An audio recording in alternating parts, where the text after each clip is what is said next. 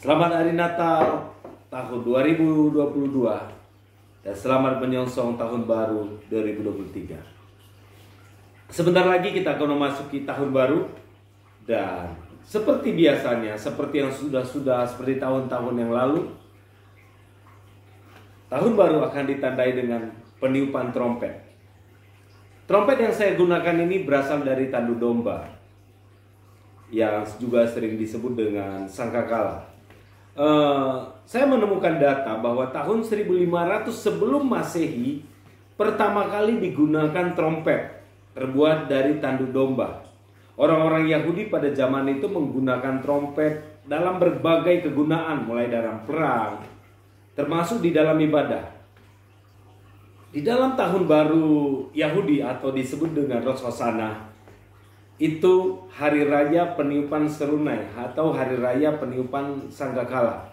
Maka setiap bangsa Yahudi, orang Yahudi itu diwajibkan memperdengarkan suara serunai, sangkakala ataupun shofar seperti ini.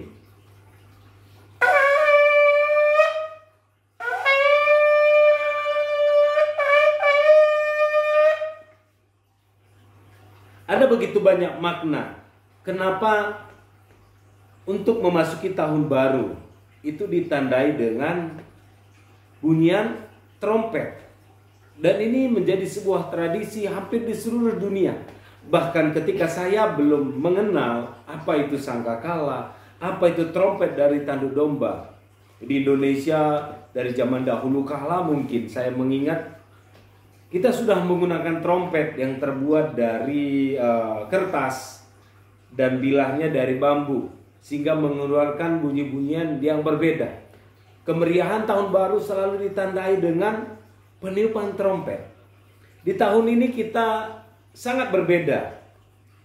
2023. Oke. Kita sedang ada di tahun 2022. Akan sedikit waktu lagi kita akan masuk ke tahun 2023.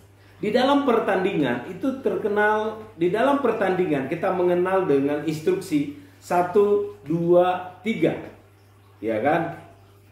Kita sekarang di tahun 2022, di tahun yang lalu kita masuk di tahun 2021. Beberapa hari ke depan, beberapa minggu ke depan kita akan masuk tahun 2003. 1, 2, 3. Di tahun 2004 ke atas itu diramalkan keadaan tidak begitu baik. Ada dua kalimat, ada dua kata yang mengungkapkan hal-hal yang terjadi di depan di tahun-tahun mendatang, resesi dan krisis. Ini tahun kita harus mempersiapkan.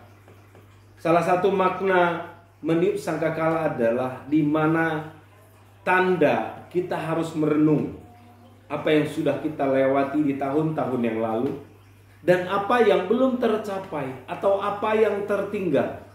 Ini hari, ini waktunya di mana kita mulai merenung. Apa yang kita cita-citakan, apa yang kita impikan di tahun ini. Di bulan 12 ini, di penghujung tahun ini, mana yang belum tercapai.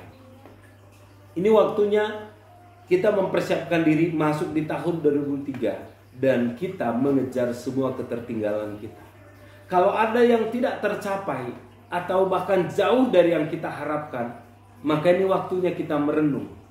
Karena janji Tuhan, bahkan apa yang tidak pernah kita lihat, tidak pernah terlintas di pikiran kita, Tuhan sediakan bagi kita. Saya ada begitu banyak kesaksian yang bisa saya capai, yang bisa saya kerjakan di tahun ini. Bahkan itu di luar pemikiran saya. Tuhan menyediakan melebihi dari kapasitas yang harusnya kita capai. Tahun 2003 adalah tahun persiapan kita. Tahun di mana seluruh pemimpin dunia mengatakan tahun di mana kegelapan itu ada di seluruh bumi.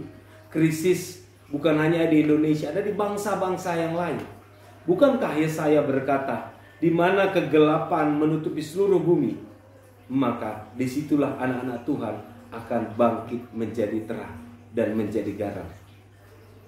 Jadi jangan lewatkan hari-hari ini. Ini waktunya kita mendengarkan suara trompet. Ini waktunya kita mempersiapkan diri masuk tahun 2003 ini adalah momentum terakhir. Untuk 2004 kita menjadi orang yang bangkit. Untuk tahun 2004 nanti kita punya persiapan 1 tahun untuk menjadi terang, bangkit dan menjadi terang. Terima kasih. Tuhan Yesus memberkati. Selamat hari Natal. Selamat menyongsong tahun baru 2023.